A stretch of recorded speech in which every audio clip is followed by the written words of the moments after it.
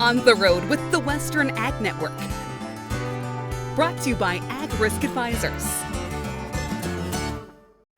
Western Ag Network is back out on the road, this time in Steamboat Springs as the Colorado Cattlemen's Association hosts its annual convention and trade show. Our coverage is brought to you by Ag Risk Advisors, who reminds producers of the risk management tools they provide the industry. Just visit Ag Risk Advisors online for more of those options. Well, it's been a busy week for cattlemen and women as they've worked on a multitude of issues impacting Colorado's livestock industry. But one of those issues was the Bureau of Land Management's new proposed conservation rule. We caught up with leaders from the National Public Lands Council who shared more about this new proposal. As we come back here on the road here at the Colorado Cattlemen's Association annual convention, whether it's here in Steamboat or at Montana's convention, Wyoming, Utah, wherever it might be, one of the biggest talking points and concerns for ranchers is the Bureau of Land Management's new proposed conservation rule. It has had very little input from stakeholders like federal lands grazers. So that's the topic of our conversation here today. We are joined by Sigrid Johansson with the Public Lands Council. She's a director there out in the Washington, D.C. office and not too far from home. But Tim Canterbury, he is vice president of the National Public Lands Council. And I guess first off, before we dive into this very serious conversation about this conservation rule, Tim, how are things at your home operation here this summer? Oh, good. As you can see from the beautiful setting we have here, we've been getting lots of rain, and we are most thankful.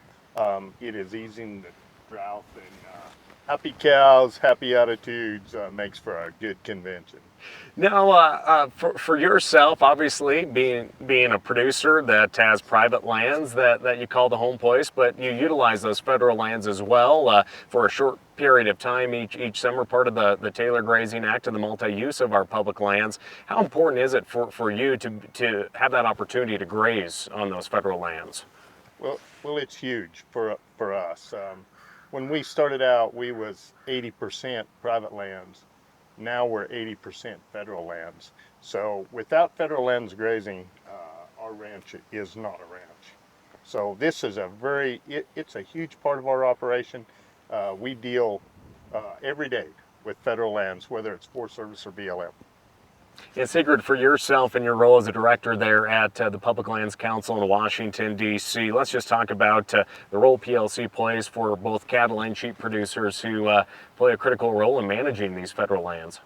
I think management, you hit the nail on the head. These are the folks who are actually out there every day doing work to, maintain wildlife habitat, reduce the risk of catastrophic wildfire, all of these priorities. Cattle ranchers and sheep producers are the ones who are really doing that on the ground 9 times out of 10. So we're the only national organization in DC that represents the interests of those permittees. We take that very seriously, and we want to keep folks grazing out there. That's the goal. Well, and as I mentioned, a lot of summer and annual meetings going on across the West, and a lot of issues are impacting the livestock industry here in 2023, but this truly has been one of the top talking points that we have experienced and talked through. But Sigrid, first off, what is this conservation rule, and how did the BLM pretty much just surprise everybody with it here just a few months ago? Yeah, so this is separate from the grazing regs revisions, which are also going on at BLM right now, but this is a separate rule called the Conservation and Land Use Rule that was rolled out in early April. And it is a major change to multiple use management. It's so major and significant. It's the kind of thing that we would normally expect to see in a 12-month scoping period. And rather than going through that, period to gather a lot of input from grazers, from recreation users, from energy folks, all the different people who depend on public lands, BLM jumped straight to putting out the draft rule. And there's a couple pieces in there that are extremely concerning to us. It really alters how conservation is treated under FLPMA, the kind of guiding statute that the BLM gets its marching orders from, and we don't think they have the authority to do that. We think that that's something that lies with Congress, and so we have some major concerns with the rule. Now, with that, of course, Tim, for yourself, being on the national leadership team there with Public Lands Council as a producer, You were lucky enough to have one of those sessions in your home state. One of those public comment periods was held in Denver, Albuquerque, and I'm missing one secret.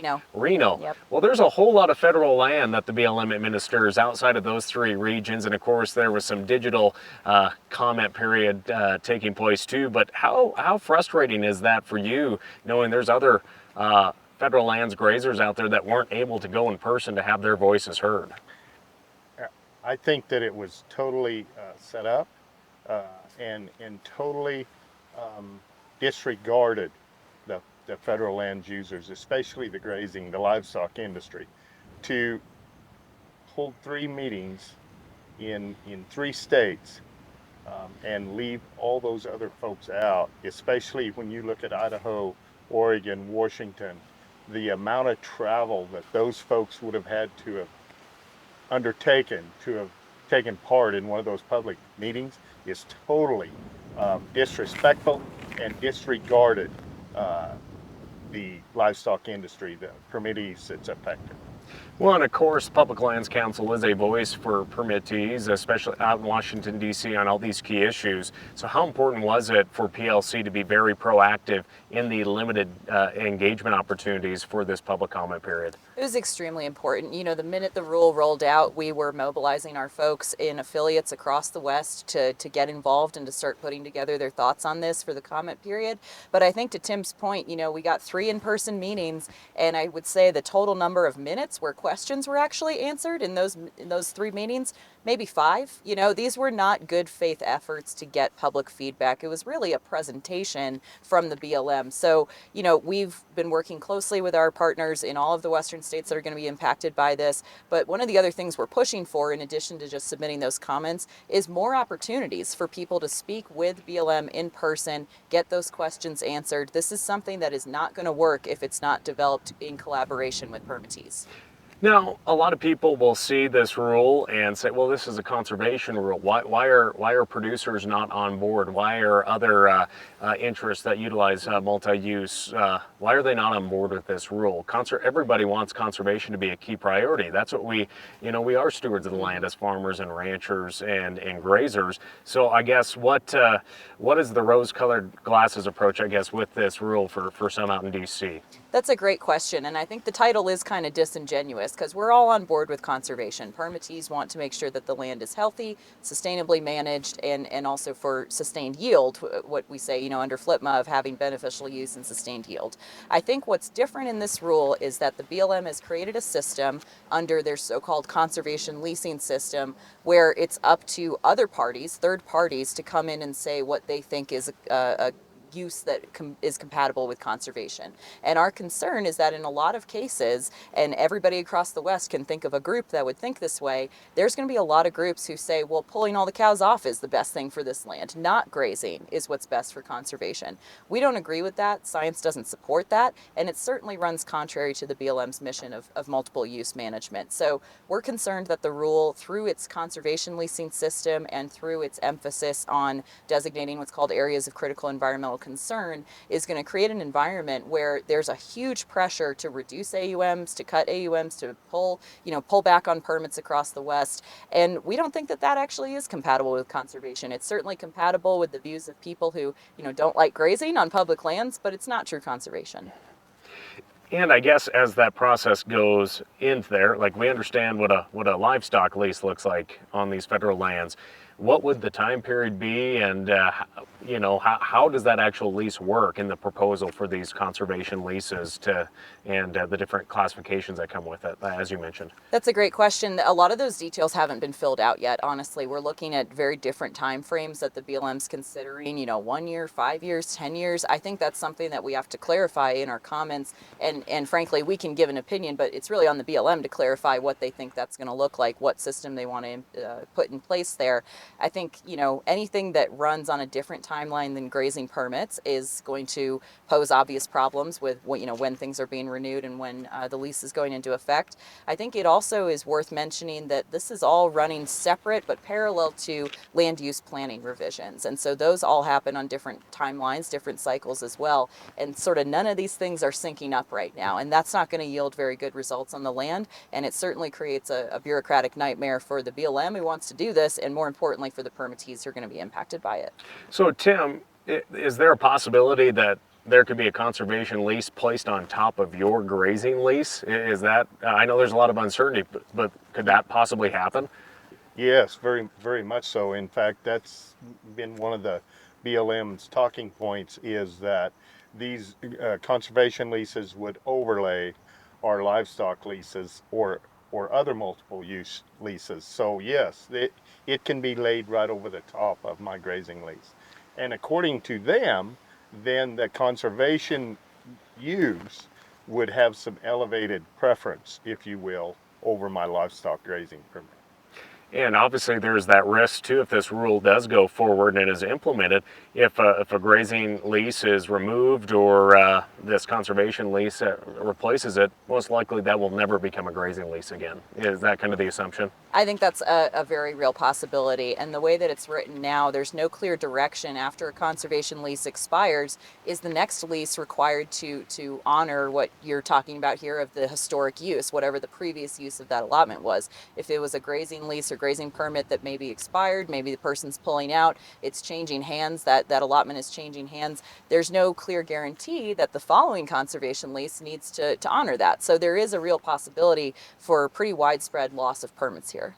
Now, in addition, the public comment period was very short. And as we mentioned, only 3 in-person events. The rest was all digital comments as well. And PLC, National Cattlemen's Beef Association, state PLC, and cattle organizations have been pushing to expand that comment period so the true stakeholders can have their say in the rulemaking process. But what was it, 105 days is the initial request to extend it? And what did it turn out? They took a 0 out of there somewhere. They sure did. I guess shoot high, because it's always going to be trimmed down. But we requested an extension of 105 days, given the enormous scope of this rule and the enormous number of questions that need to be answered in the comment period.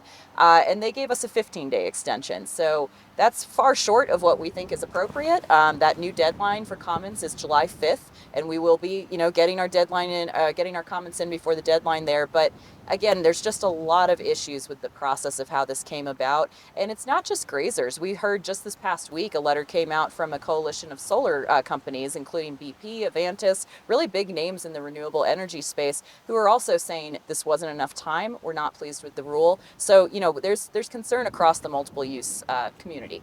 Now, for the folks watching this or tuning in, listening to our audio tracks, how can they get their comment period, submit their comments? How can they work with PLC or their state associations to craft those? Because it is important to have a unique perspective on these and not just have a copy and paste approach to the public comment period. Absolutely. So publiclandscouncil.org is going to be your first stop there. It's got my contact information. It's got Caitlin's contact information. We can put you in touch with your PLC representatives in each state. And beyond that, we've got a couple different options for people to get plugged in. PLC has comments that individuals and different groups and cooperating agencies can sign on to. We're also happy to help you develop your own. If you want to do a distinct set of comments, that's something that we can assist with as well. So publiclandscouncil.org is your first stop there, but we'll get you in touch and get you plugged in with the folks in your state who are working on this. And Tim, what has it been like engaging with elected leaders out in Washington, D.C., just bringing this issue to their radar? And there's been a little bit of movement in hearings out in Washington, D.C. as of late, just in terms of elected leaders pressing the leaders there at the Bureau of Land Management and the DOI on their kind of silent treatment of pushing this rule forward. Most of our legislators have been very receptive. They get it. They absolutely agree. They agree with our viewpoint on FLTMA, and this is a major rule undertaking, and Congress should have oversight over it. So they've been most receptive. As stated in testimony with the House Natural Resources and the Senate Ag, most receptive. There is not one of us that is against conservation. We all live and breathe conservation. So that's not the issue here. The issue is the process that was used, and they have been very sympathetic, if you will, to listening to us and taking action on our behalf, and we're most grateful. Now, maybe on more of a positive conversation about ranchers' work with the BLM, of course, we are seeing some positive movement on those grazing regulations or grazing regs. What are some of the things that PLC has wanted to see maybe changed in the implementation of those rules and regulations that are getting moved forward at the same time as this conservation rule? Yeah, certainly another huge undertaking over at the agency right now. That's long overdue. We need to get those revised and on the books. But flexibility is just the big name of the game when it comes to grazing regs. We've had ongoing conversations with the BLM for years at this point about what specifically that looks like. A lot of it is flexibility in on and off dates for permits. A lot of it is, taking a little bit more of a flexible and sort of permittee-driven approach to decisions about cutting AUMs. We've seen a lot of situations where, the decision made at the field office maybe didn't line up with the real conditions on the ground and what the permittee was experiencing. So putting more of those decisions at the local level, putting more of it in the hands of permittees, talking one-on-one with their range con, and making sure that that input on the permittee's part is really respected and weighed up in the equation. Because at the end of the day, they're the ones who know what the conditions are like on their allotment better than anybody else, and they're the ones who can help, make responsible management decisions. But the solution is not always pulling cows off. Sometimes that's just a knee-jerk reaction, and we want to avoid that in these new regs. And finally, Public Lands Council annual meeting heading to Pendleton, Oregon. This topic and so many others will be covered. What's in store for attendees this year? Well, there's going to be a lot of fun. We're headed to Pendleton, Oregon the week before the roundup. So if anybody wants to come, you can stay for the rodeo. You can experience that really amazing event, one of the largest rodeos in the world. But we're going to get a lot of work done too. We've got a lot of big issues up on our policy deck this year, and we're really looking forward to being in Oregon. Haven't been in that state for quite a few years, so looking forward to seeing everybody out there in early September. Tim, are you going to let her buck out there in Pendleton? We're looking forward to it, and I would encourage everyone, come to Pendleton, join us, be part of your future. Well, and that's a great thing about the Public Lands Council. They keep those annual meetings in the West where the stakeholders are, where those cattle and sheep producers are. Again, a lot of big topics being discussed, not only here at Colorado Cattlemen's annual convention, but all the meetings going on across the West here. So thank you to Tim and Sigrid for joining us here today. And thanks for joining us here on Facebook and YouTube and on our podcast platforms as well. We'll continue to have more conversations here on the road from the Colorado Cattlemen's Association's annual convention and trade show. Again, a big shout out to AgRisk Advisors for bringing you the coverage this week. For more information on their risk management tools, visit them online as well. Ready for a real PRF partner? He was willing to track us for a year and provide that data back to us for a year. That's a guy making a pretty big investment. At AgRisk Advisors, this isn't our first rodeo. We are one of the most experienced in pasture rangeland forage. Honesty, commitment, trust. Many companies use these words. At AgRisk Advisors, we earn them.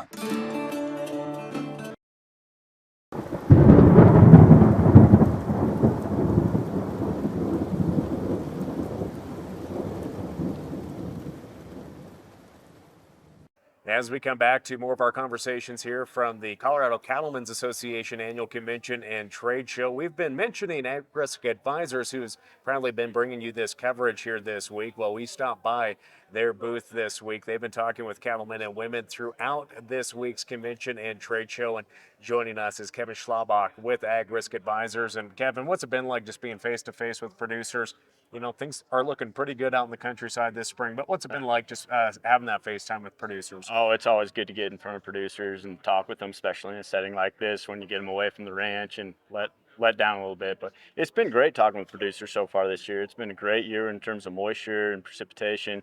So you're walking out there and obviously you can see how green it is out there. So grass is coming up, cattle are fat, and price of calves are going good. So it's pretty much a perfect storm for them right now, so they're pretty happy about it. Yeah, a lot of cautious optimism. I don't want to say producers are fully optimistic because we all know things pop up along the way, especially in livestock production. But that's one thing. Ag Risk Advisors is a great partner with the Colorado Cattlemen's Association, as they are with multiple associations across the West. What does that partnership mean for you? Just partnering up with the Colorado crew here. Oh, I mean, it's means everything to us.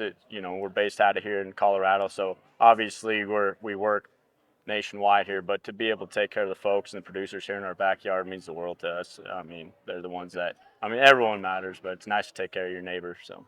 Well, it's been great partnering up with Ag Risk Advisors to bring all of our viewers and listeners, audience, just information throughout our convention season, our on the road series, we're calling it. But one thing about it, risk management and the risk management tools that are out there are really important, Kevin. And I don't think we can talk about those enough. And just trying to share with producers those options that they have. But livestock risk protection, LRP. A lot of producers have heard about it. A lot of them are like, well, should I put my toe in the water or not with it? But what are those conversations like when you're talking with the producer about LRP and what the program really is and how it's a hedge for them? Yeah, so I mean, first off, yes, you should put your toe in the water and test it out because it's a great product. It's so livestock risk protection allows basically it's a subsidized put option for a producer. So it allows you to lock in floor price on your calves, unborn calves, steers, heifers, depending on the weight. But it allows you to set a floor price and really control price. As you know, most cattle producers are price takers, not price makers. So especially in times like this when you see the calf market going up through the roof as it is, well, that's a great thing, but also at the same time, you never know what it takes to make a shift in that market. So it's a great tool to go ahead and put a price floor on your calves and minimize any sort of downward risk in what the cattle market might do. So the other nice thing about that is there's a lot of flexibility to that program. You can basically lock it in as a per head price versus like a futures contract where you're locking in a contract amount. So it gives you a lot of flexibility in that program. So, what are some of the main questions that producers have in terms of, reaching out to you about LRP? What are some of the main questions you get when when they reach out or you reach out to them? Well, a lot of times they want to know how it works. So, what are we protecting? And again, we're protecting price, not weight or anything like that, but we're protecting price. So what you're doing is you're looking at the CME feeder board, and you're taking a future price like October, November, whenever you're shipping calves, and you're going against an index price, which is your cash price underneath. And so that's how it's really working, is you're protecting yourself if that cash price falls below what that anticipated future price is going to be. And that's the biggest question, is how does that work? The next question is, like a futures contract, what do I do with my cattle? The nice thing with this is there's no offsetting contracts with this program. So if you have heifers or animals that you want to retain, you're more than welcome to keep those animals in the herd. It also doesn't matter where you market your cattle because again, it's just price protection, has nothing to do with marketing necessarily. So, I guess when we're looking at this, Kevin, if a producer's interested in this, how do you aid them through the process of going through LRP and really looking at those feeders and looking at that end goal of just trying to stay profitable? Yeah. So the first thing I recommend is get your application signed up. It costs you nothing. All it does is enroll you into the program. It's like going to the sale barn and getting a buyer's number. So as soon as you get that buyer's number, that application submitted in, then you're eligible for the program to start locking in calves. So the other thing we do here at AgRisk is we send you daily rates so that you get that emailed price for that future price every day at the end of the market close, so you can see where the market is and what it's doing, and if that's a price or whatnot that you'd like to go ahead and take in. And why do you like helping producers so much in this arena? You know what you're talking about. That's very clear. But how does that aid you when you're talking with a producer that they've been in the business a long time? How does that aid you and your team at Ag Risk Advisors just having that ag knowledge? Yeah, I mean, I love agriculture. I love ranching. I love the lifestyle of it, and I'd like to keep ranching as a legacy in the whole. And there's a lot of things that producers have to deal with year in and year out. Gambling with weather, gambling with fluctuating prices. So if there's things and tools out there to help minimize some of that risk, and heck, even help you sleep a little better at night, knowing that you have at least a break even on your calves, and allows you to make some other management decisions. Well, if that's something I can help you do, be more than happy to. Again, Kevin Schlabach joining us here at the Colorado Cattlemen's Association Convention and Trade Show. It's been raining a lot, Kevin, and obviously one of those other risk management tools out there is the PRF, or pasture rangeland forage insurance. And you may be getting that question, why should I look at this as an option? It's been raining. We've had plenty of rain. Well, again, it's a risk management tool. How do you respond to that? And how do you walk a producer through that has those concerns? Well, the nice thing about that PRF program is it's not necessarily about the amount of precipitation or rain that we get on an annual basis. It's about the timing. When do we get that moisture? Right now it's green and we've gotten a lot of rain, but starting out this spring, a lot of places were still fairly dry when we needed some of those cool season grasses to come on early. And so when you come up short in those times, especially when you get into calving, you might have to supplement a little more with feed, and that costs money. So that's what that program's there, is when those dry spells do come up in particular times, it helps cover you on some of those deals.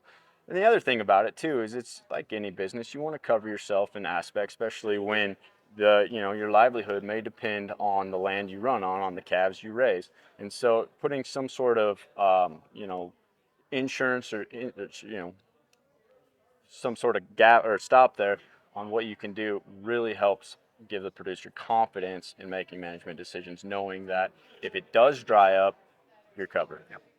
Well, again, Ag Risk Advisors, you can find them online, but also check out all of their social media pages as well. They dive into depth on these important programs and really break it down for producers to fully understand as well. Check out their podcast as well. That can be listened to online and, of course, on YouTube as well. But Kevin, thanks for joining us here today, and thanks for supporting the Colorado Cattlemen's Association. I appreciate you stopping by. Thank you. Again, all of our coverage this week brought to you by Ag Risk Advisors. For more of their risk management tools like livestock risk protection, visit them online at agriskadvisors.com. For more of our conversations with cattlemen and women, along with industry stakeholders at this year's Colorado Cattlemen's Association Convention, follow us along on YouTube, Facebook, and of course, westernagnetwork.com. Reporting from beautiful Steamboat Springs, Colorado, I'm Lane Nordland for the Western Ag Network. On the road with the Western Ag Network. Brought to you by Ag Risk Advisors.